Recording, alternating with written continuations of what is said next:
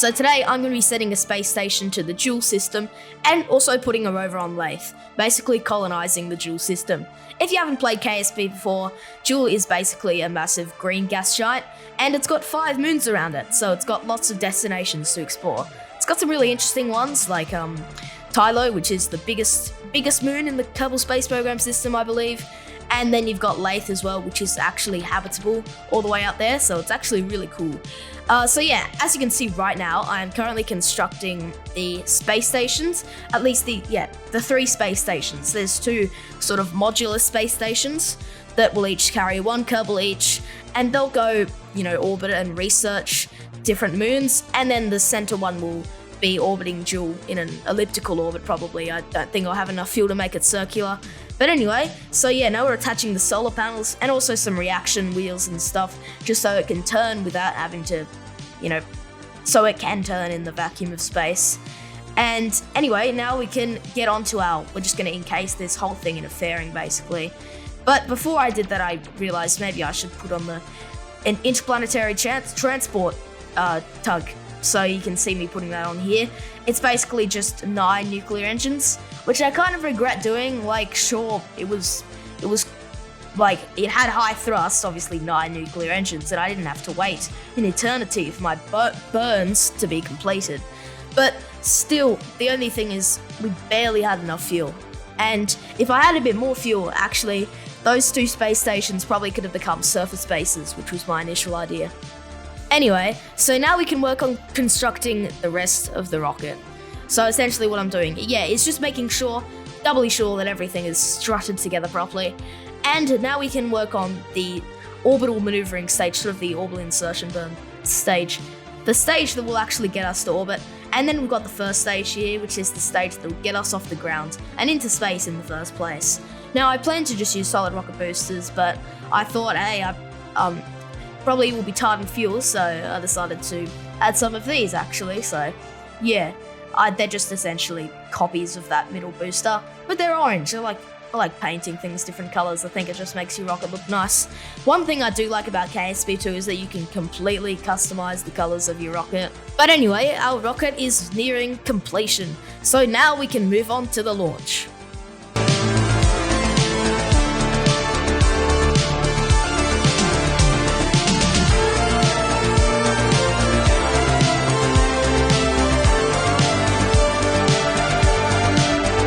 We can now detach our side boosters in a beautiful way.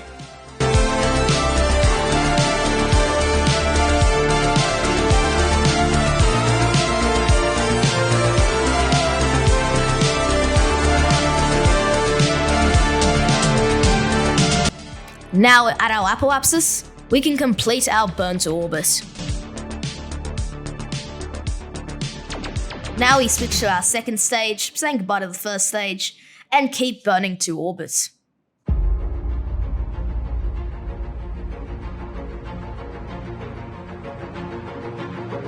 Now we can deploy the fairings to reveal the space station and interplanetary tug, and so the Kerbals can get a nice view of their home planet.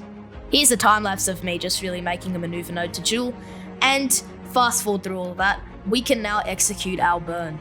This will contain about half of the second stage, and then the other half will be of the nuclear engines.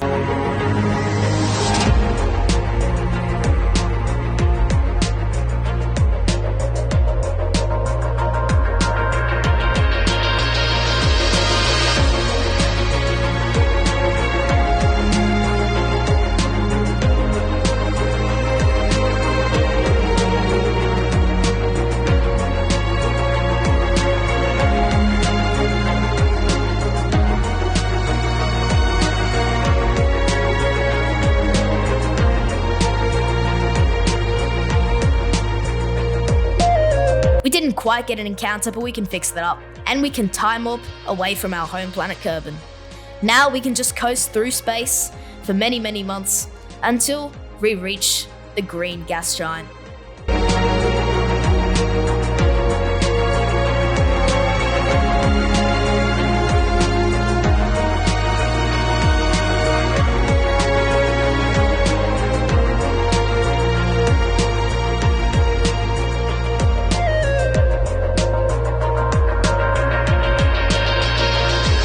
One time warp and mid-course correction later, we are now approaching the green gas giant.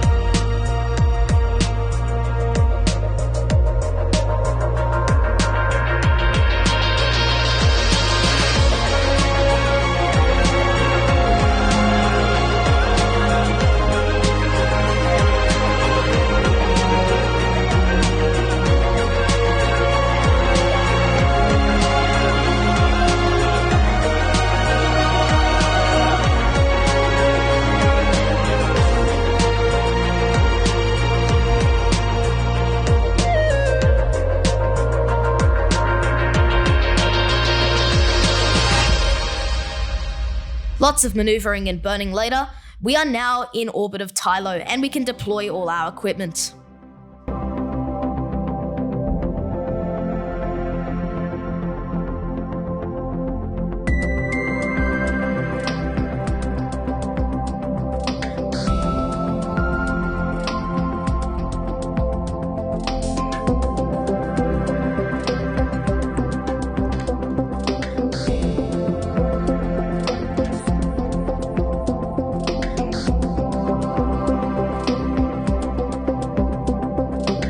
Now we can switch back to the main space station and undock the second module. This module will go to Laythe.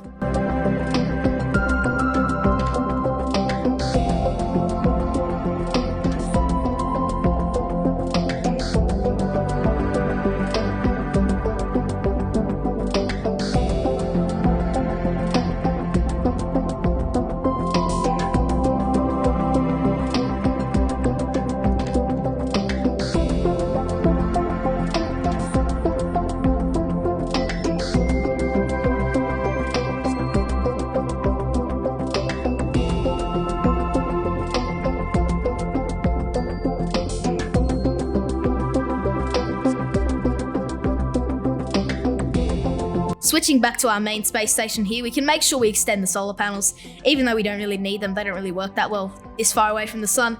But we've got a RTG in there to power it. Anyway, here's a shot of the Kerbals floating around it.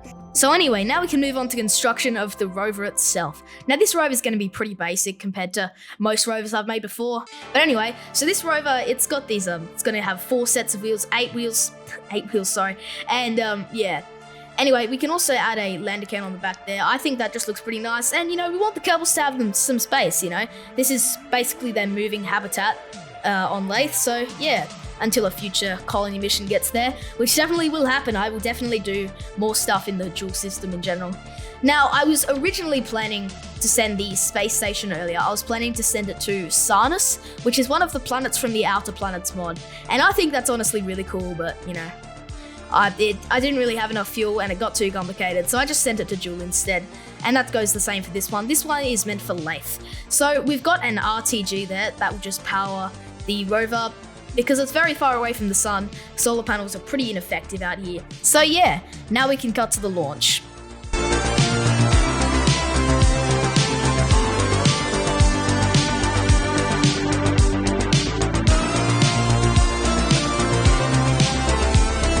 Now SRBs are out of fuel, we can detach them just like that and continue on our way to orbit. Much like the first rocket, we've got a Rhino engine for our second stage engine.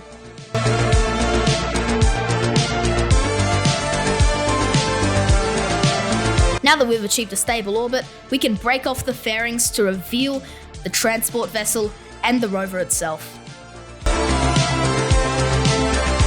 After planning the maneuver, we can now execute our burn to Jool. By the way, I'll skip through most of the maneuver planning for this part of the video, as, you know, this video is already long enough, so I'll just show you me performing the burns.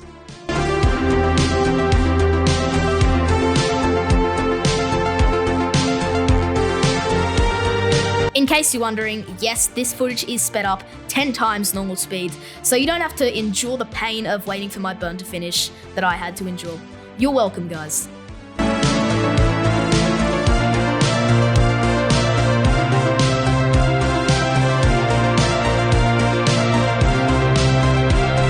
As we accelerate in our velocity, we get a lovely view as we leave Kerbin.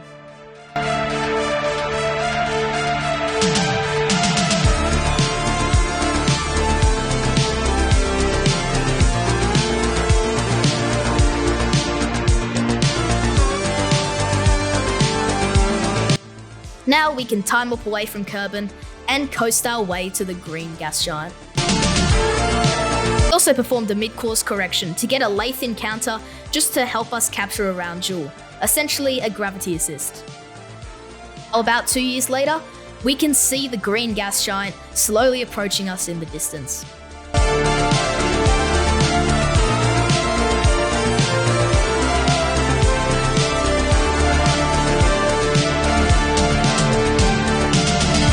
With the help of our good friend Laythe and our efficient nuclear engine, we are now in orbit around Jool.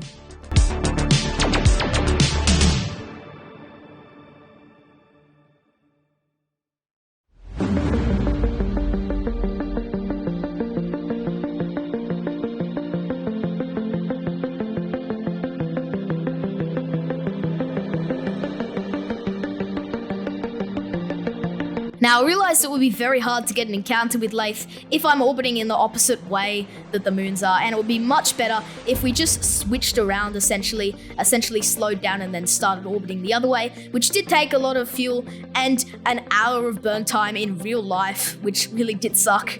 Unfortunately, you can't time up through real life, so yeah.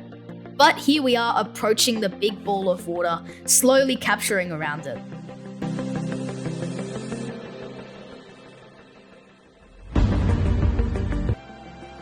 Now that we're in a low Laythe orbit, we can look for a little island to land on. It took me a few attempts to actually not land in the water, since Laythe, as you can see, is mostly covered in water. As you can see, this attempt I was clearly landing in the water, but this attempt was the one where I actually landed on a nice big plot of land. So yeah, here we are entering. We've got an inflatable heat shield here that can help us absorb the effects of atmospheric entry and keep the rover alive.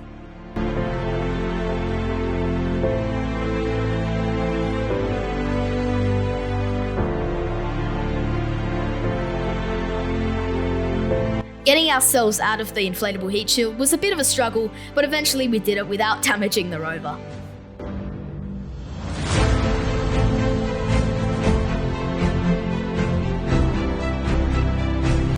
Unlike most of the rovers I've built in this game so far, this one doesn't use a sky crane mechanism, but instead just parachutes, as Laythe has a nice and thick atmosphere to slow us down. As you can see here, we have now touched down on Laythe. For some reason the textures were glitching out. As you can see, those mushrooms, they don't have any texture for some reason. I eventually solved that with a game restart. But what I essentially wanted to do was climb down this hill to have a look at the oceans of Laythe, because I think they look really cool. After some minor hiccups on the way, as you can see that flip there, we eventually got to the bottom. But on our way, we actually did find a geyser sort of thing on the surface, so I thought this was the perfect opportunity to use our scanning arm, which we did. But anyway, now going to the bottom, I wanted to see if the ice was real, and no, ice is not real, guys. Yeah, I think climate change and global warming has had quite an effect on Laythe here, but as you can see, with a quick reload of the game, we can get those beautiful parallax textures. And there is Jool up in the sky. We can also plant the flag, as you can see here, and getting up the rover, getting back onto it was kind of goofy. I had to climb up it and stuff. And we can also deploy those antennas. But anyway, guys, that's all for this video. Next video, I'll probably expand on this. Maybe send a base to Laythe or a submarine or something cool. Or maybe go to Tylo or whatever. I think this is a really cool part of the Kerbal system. So yeah, we'll definitely go here again. Anyway, guys, thanks for watching, and I'll see you in the next one.